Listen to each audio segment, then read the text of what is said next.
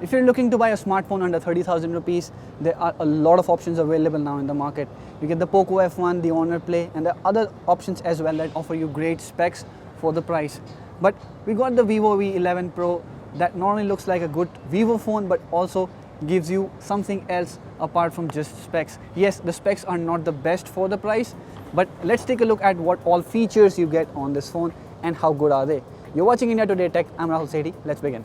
So the first and foremost great thing about the Vivo V11 Pro is its design. You get the water drop style notch at the front, and that is not the only good thing about the phone. Of course, when we talk about innovation, increasing or decreasing the notch size is not the only thing smartphone makers can do to make a phone better. But what Vivo has done is it has been able to include sensors that many smartphone makers have not been including despite having a big notch. That is, it surely has regular sensors like ambient light and proximity sensors put beneath the display, but it also has an IR sensor put in a tiny space just beside the earpiece. I mean, that is something we haven't seen in any smartphone in a while.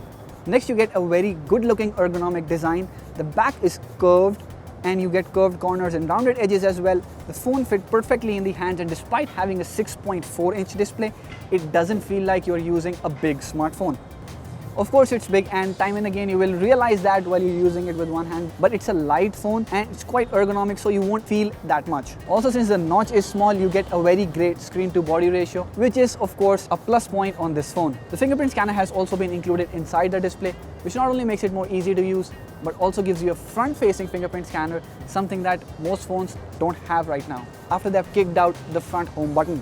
But what's interesting is the fact that you won't even need to use that fingerprint scanner, because the IR-based face recognition is so good that you would be using it for the majority of the time. It's fast, it's secure, and it works in almost every light condition you can think about. It works 9 out of 10 times pretty smoothly. So a light, ergonomic phone with great screen to body ratio gives it a very good experience. But now let's talk about the performance of the phone. As I said, Vivo V11 Pro doesn't pack the best chipset you can get in the market, but it does the job.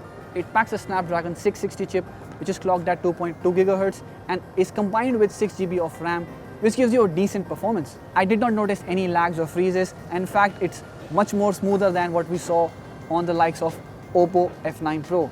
Otherwise, the only concern would be an iOS-like interface that is not as good as the stock Android interface. The toggles and all the controls are put at the bottom, so it kind of feels like awkward for an Android phone, and there are plenty of third-party and Vivo apps that you may not want to have on your phone. But the interface works pretty smoothly, and that is a saving grace.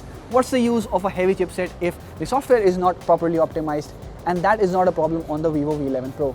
Now, the phone has an AMOLED panel, and if you compare the colors, they may not be as accurate as what you get on IPS panels, but it's quite a punchy display. You get great brightness levels for outdoor viewing, and it's pretty sharp. Now, Vivo may not have included great hardware on this phone, but it has included features that make it a great all-rounder. For example, despite having a micro USB port, the phone supports fast charging. In fact, it is one of the fastest we have seen on phones in this price segment. The battery backup on the phone may not be very good, but it's very surprising for a 6.4-inch device. I got almost 2 days of backup in my normal usage, which is surprising again.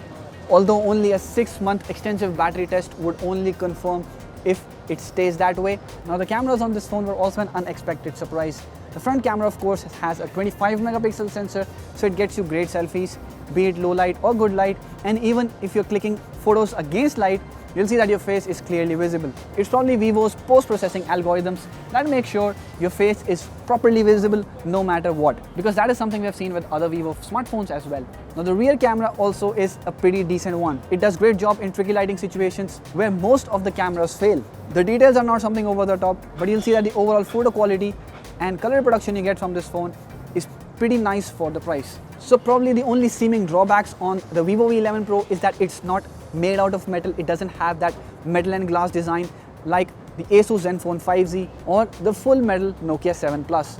It also doesn't have a really great software experience because the skin on top doesn't really do a good job at simplifying things. Though it's not slow, it's pretty fast, but it's not a very clean one. If you're okay with these two things, the Vivo V11 Pro is surely the smartphone you can consider under 30,000 rupees. Do let us know what you think about this phone in the comment section below, and if you like this video, hit the thumbs up button and share it with your friends. Subscribe to our channel to get latest videos on technology, smartphones and other gadgets like this. Thank you for watching.